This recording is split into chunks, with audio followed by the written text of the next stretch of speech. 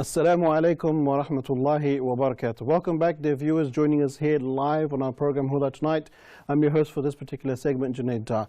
Dear viewers, in this particular segment, we're going to be talking about a very special relationship, and that is the relationship of a teacher with his student. We know that Islamic teachings have taught us and molded us to understand that the teacher has a very special role in our lives. Not just any job or any position in society, but no, the Prophet ﷺ gave them so many rights that one would equate them equivalent to one's parents. But before we go into introducing our guests, brothers and sisters, I'd like to remind you that our phone lines are open.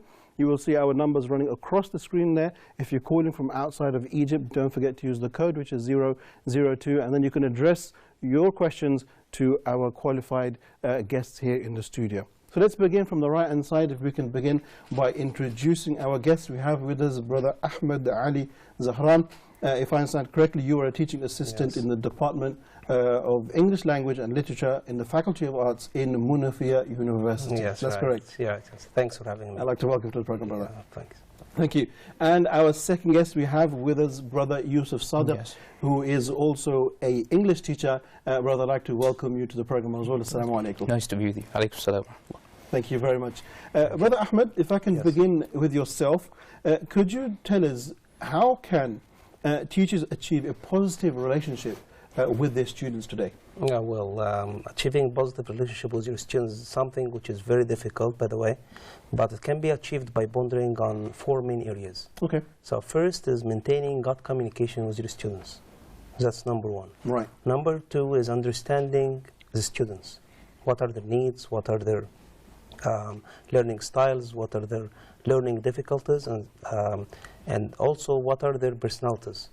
Number three is maintaining mutual respect between the teacher and student, because this is affecting something which affects in return the whole of the student, the whole classroom atmosphere, the atmosphere of the whole classroom. Because when there is a mutual respect between the teacher and the students, other students will treat each other with kindness. Okay. The fourth item is encouragement and motivation, because you know that motivation in the learning experience is something which gives the student a push to develop and to attain what they want to achieve. Excellent. Thank you very much for that breakdown. Brother Yusuf, I want to build upon something that Ahmed has said, and that's the mutual relationship. As a teacher, how would you build your relationship with your students? Would you make it like a friendly basis, or would it be like one is up and one is down? How would you describe your relationship? Actually, I think it depends on what you teach. Okay. Sometimes you need to be very friendly with your students. However, for example, when it comes to Islamic sciences, you should not be that friendly with them. They should respect you. They should respect you to a certain extent that allows them to have the knowledge from you. Okay. That's why it depends on the subject you teach. Excellent. So we're saying that the respect here, like you mentioned, is for the subject more than it is for the teacher himself. For the subject and the teacher, because the teacher is the icon in that case. Okay. Excellent. Thank you. Also, just to add, there is a principle in teaching which say you can be friendly with your students, but not friends. Okay. Because between friends there is no limitations. There is no, you cannot force them to do something, or but you can treat them friendly, but not friends. It's a very slight difference, actually. Yes. Exactly. Okay. I mean, what would you say are the dangers if you do become a bit too friendly with your students? I mean, you have the experiences. What is the backlash? Okay, they might not respect your subject. They might not respect this knowledge. Okay. Because you are the example, the role model. So they are not going to respect the knowledge itself, and this is very, very negative, because they are going to be harmed by doing this. Excellent. Thank you very much. Brother Ahmed, I think there's a very crucial question here, which we all need to readdress, and that is the role of the teacher. What is a teacher and what is his job? Okay. Thank you for this wonderful question, because teacher is not someone who explains lessons, who makes things clear, who gives grades. No. His role exceeds all of these simple things. I mean, like the teacher is a mentor, is an advisor, counselor, assessor, developer, facilitator of learning. He's a role model for the kids, like little children, he's a champion. And for teenagers, he's their advisor, the role model, their example. Okay, excellent. Thank you. Brother Yusuf, we find that students in a classroom, they vary in their abilities and in their strengths. So how do you as a teacher then put a program together which caters for all of their needs? Yes, your goal is to satisfy their needs. Your goal is them achieving their goals. So, for example, if we take the Prophet ﷺ as an example, you will find him answering the same question in so many different ways in order to suit all mentalities, in order to suit all kinds of people. Because the person who is asking the question, everyone has a different background, have a different culture. So your answer should not always be the same. The same in teaching. When, for example, you design an activity, the activity should serve all kinds of students. Okay. That's, yes. Okay, very nice. Also, Brother Ahmed, what would you describe, or how would you describe a successful teacher? Yeah, a successful teacher is a teacher who monitors his students well, who knows their needs, their learning difficulties, their fears, their confusions, who knows how can they learn best. That is a successful teacher. A successful teacher should listen to his students in the first place. He should communicate with them on personal level. He should know their neighbors, their friends, and he should know more about their even their background, their familial background, their relations with others, because all of these items affect learning. Okay. Yeah. That's what makes the teacher a facilitator, not an instructor. Exactly. And there is a great difference between someone who gives you instructions and just pushing you to learn, and someone who facilitates this process of education. Okay. Could I also say that, could I make mention of the fact that communication is very important, like you've mentioned, but what about motivation? I mean, traditionally, our teachers would just go up and lecture and walk away. But now, do you think it's important for the teacher to motivate himself and motivate the students, brother? Yes, of course. The students are not going to learn by all means unless they are motivated, unless they feel that there is a need of getting this knowledge. They really need to learn that thing. So they should be motivated. Excellent. All right. Brother Ahmed, as a teaching assistant at university, I'm sure you have lots of stories and experiences. Could you tell us about some of those experiences where you've had to motivate the students? Well, I have a story. Go ahead. It's not in the university context. No, that's fine. Go ahead. Okay. So you know that I'm working in Tanzil as a manager and also as a teacher's trainer. And in Tanzil, we welcome teachers of Quran to work with us, teaching Quran for non-Arabic speakers. And one of the teachers who came, she didn't know a single word of English, and she wanted to attend the program. We teach them English for 8 months. After 8 months, they're ready to teach in English, teach Quran. Sister name is Asma. Maybe she's hearing us now. So, Sister Asma, when she came up, she doesn't know a single word of English, and she didn't believe that one day she would be a successful teacher. But subhanallah, after 8 months of hard working, of motivating, I made her to believe that she can do it. And motivation is the halfway to success. Excellent. Yeah, I've made her to believe that I believe in you. I believe that you can do it. And mashallah, after 8 months now, we receive messages praising her as a teacher. She teaches Quran in English. Very nice. Her life has changed. And it's all it's dating back to motivation. Excellent. Okay. On that note, if Sister Asma is watching, then please do pick up your phones and tell us about your experiences with Brother Ahmed. And anyone out there, if you've learned this language of English and you've had your experiences, then please do call us and share with us your stories as well. Brother Yusuf, you are also a teacher. Could I ask you to share some of your stories as an English teacher? What has been some of the best moments? I think when you see the product of what you have done, but it wasn't in English. I also teach fiqh, Okay. For those who do not speak Arabic or understand Arabic. Excellent. One of my friends, I started with one of my friends privately.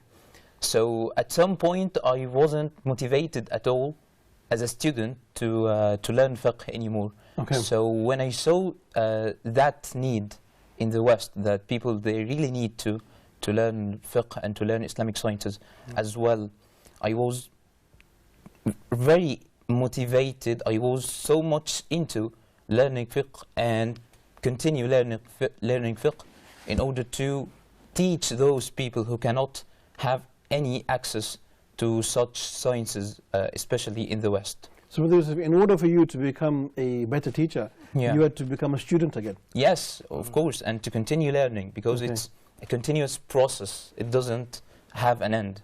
Okay, very nice. On that, Ahmed, I want to talk about that even further. I mean, as teachers, does your learning come to an end, or do you have to keep updating yourself? The moment a teacher thinks that his learning has come to an end is the moment of his failure. Oh, right, okay. Yeah, yeah, because you know that as teachers, we need to, people think that teachers do not study, do not revise, do not plan for their lessons. But we have to consult other materials when we are doing some planning to lessons. We have to learn. We have to keep our, for example, I finished my MA, and inshallah I'm about to work on my PhD. So even when I finish my PhD, I will keep on learning, because the moment I stop learning is the moment of my, like my failure, I mean. Okay. Actually, the process of teaching itself, it makes you learn. It teaches you, actually. Because, yes, exactly. That's why teachers should always be on that track. Brother Yusuf, I heard that one of the best ways to learn is to teach that thing you want to learn. The highest form of teaching, of learning is teaching. It's the highest form of learning. Because if you're standing in front of a group of people and you know they're going to have questions, then you have to be prepared. Exactly. Exactly, yes. Okay. Talking about preparation, what is the best way that a teacher should prepare for their lesson? Okay, so it depends on the context itself. Okay. Maybe in the English context, or if he's teaching English, for example, he has to do lesson planning. He has to think about his target, his aim, the things he wants his students to attain, to achieve.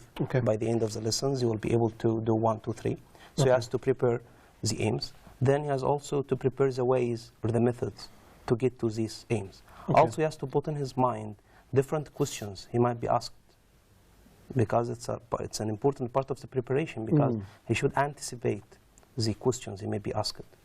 Okay, very nice. And Brother Yusuf, how do you prepare yourself for your lessons? First of all, you should see the situations you are going to be in. You should see your class, the level of your class. You should be prepared according to their levels, according to their culture. For example, you should not go and prepare some lesson which is not really related to their culture. You go and talk about something, American football, for example, with some Egyptians. They have no idea about American football. They are not going to get any benefit from talking about that topic. Okay. Yes. All right, very nice. I want to look at the other side of the coin now, because you've made teaching sound very fun and exciting, which it is, I'm sure. But what about the disruptive students? Okay, I'm not sure if you have them at university level, but Brother Ahmed, could I ask you first, how do you deal with the disruptive student? Okay, so any teacher should know how to deal with different personalities. Not only disruptive, but naughty students, talkative students, hyperactive students, and shy students. I think that shy students are worse than disruptive students. Really? By the way, yes, of course, because if someone is disruptive, you can talk to him after class. I mean, it depends upon his age. If he's a teenager, you can discuss with him any point you want. After the class, you can talk to him. And I think that he will understand. If he's a child, you can deal with him in the class. You can punish him, but punishing is, you know, it's something which is relative. You cannot beat him, of course, but you can punish him simply by showing him, making him feel that he's not like the rest, that he's not belonging to the group. Take away his privileges. Exactly. To taking away his privileges. Exactly. It's not about beating him or banishing him or sending him out. So it's about the culture of dealing with disruptive students in this way. The problem is with shy students, I mean. Shy students are hard to get engaged in discussion, hard to get engaged in what you're saying, and they keep aside. And you as a teacher, by the way, it's very simple for teachers to overlook them, because they are not causing a problem. That's apparently they are not causing a problem. Right. But actually, they are causing the biggest problem. Yes. That you have lost some of your students. Mm. Okay. So you have to talk with them. You have to praise them, encourage them to get engaged in the activities, to get engaged in what you are doing. Okay. You have to restore their self-confidence, their self-esteem. You have to let them feel that they are belonging, that they are no longer less than the rest. Okay, very nice. Yeah. Yes, this is very important, because shy students, there's something called in linguistics the affective filter. Exactly. There is a block on their minds. It's a block. It blocks from understanding. It blocks from receiving. Okay. So they cannot receive any information because they feel very anxious. Okay. That's why they cannot understand. It's the same with everyone. So the teacher, it's his or her job to make them feel at ease in class. Okay, very nice. So the teacher has to be vigilant and aware of everything that's taking place in the class. Okay, Brother Yusuf, I'd like to also ask you about if you've had any experiences with disruptive children, and how did you deal with that, if you did? Yes, in school, but when you deal with teenagers, it's different from dealing with adults. Okay. I think he said something like that. It depends on his or her age. So when they are teenagers, I prefer to deal with parents. Okay. To give some pieces of advice to the parents. Okay. Because the environment in which they live, it affects them mostly, I think. Okay, excellent. And that note, dear viewers, once again, we encourage you to get to your phones and to give us a call here and ask us any questions you like about education, teaching, students, anything that you like. I understand somebody tried to call us from West Africa, but the line was disconnected. So, brother, please do pick up your phone and call us again. Hopefully, we are here ready to take your call, and we'll try our best to address your question or comment as you bring it forward. Okay, Brother Ahmed, I will tell you a small secret. I was a teacher for a little while in Egypt as well. I was teaching English/physics. Great. But one of the problems I encountered, and this was in an international school, one of the problems I encountered was that schools here, and in many other countries as well, the classroom has too many students. Yes. So you'll find 25 students, or even sometimes they put in 30 students. Yes, by the way, 30 is nothing for concerning public schools. Really? Yeah, because you're talking about international schools or something, but in public schools can be up to 60. 60 under one teacher? Yeah, one teacher. One poor teacher. One poor teacher. Yeah, okay. exactly. So can you please shed some light? If you are talking now to administrators, managers, those in charge of schools, what will you say? Yeah, by the way, I think that many teachers believe, according to recent studies, that the suitable number for students in a class is from 15 to 20. It shouldn't exceed this number. Okay. Because teacher is asked to keep eye contact with all of the students. He is supposed to be interacting with all of them. He's supposed to be knowing all of them. Monitoring all of them. Okay. So how can it be when he teaches for, like you said, maybe you are unhappy with just 30 students, but I'm telling you that the case is more than that. There's a big problem we have. So a lot of students are lost in the class. Okay. And the classroom itself is not an easy atmosphere for learning or interaction. Just for throwing some instructions, and it's not a classroom. By the end of the day, the students are disappointed. Well, not surprisingly. Brother Yusuf, what would you say? What advice would you give to colleges, to schools where they have, like you said, 60 students? I think as a short-term plan, there should be some co-teachers and teachers and assistants, those teachers' assistants. Okay. So this is the short-term plan. As a long-term plan, they should have any other solutions that make the classes less in number. Okay. Because you cannot deal with that huge number alone. And even if you are going to have some assistants, I think that most of the students will be very keen on having you monitoring them. not the assistants. They will feel like they are not that good to the extent that you monitor them yourself, I mean. They want your attention. Yes, exactly. They see you as a model, so you are everything to them if they love you, if they really like you as a teacher. Okay. So the assistants, they won't work for a long time, I think. Okay, very nice. Thank you very much. There are some philosophies when it comes to teaching, so we're going to get a bit philosophical now. But there are some philosophy when it comes to teaching styles, and I've gone through this as well. Some people or some aspects would say that a student-led approach is more appropriate, and some would say a teacher-led approach is more appropriate. Brother Ahmed, what would you choose and say? Yeah, it's not my choice, but according to recent studies, that your classroom should be learner-centered. Okay, Brother Ahmed, we've got the phone call, so if I could, I'll just hold the idea and I will come back to you. We have Brother Abu Hassan, I think it is, from West Africa. Assalamu alaikum, brother. Wa alaikum salam wa rahmatullah. How are you doing, brother? Yeah, with you. What I wanted to know is, how can a person at the university in Egypt? So, brother, could you repeat your question, please? My question is, how can a person make it to study at the university in Egypt? Okay. Thank you very much. Your question is clear. I'll put that forward to our guests, inshallah. Okay. So if you want to explain your point, then we'll come back to the question. Okay. So I mean that learner-centered education is the best choice, because students should bring their personality to the class.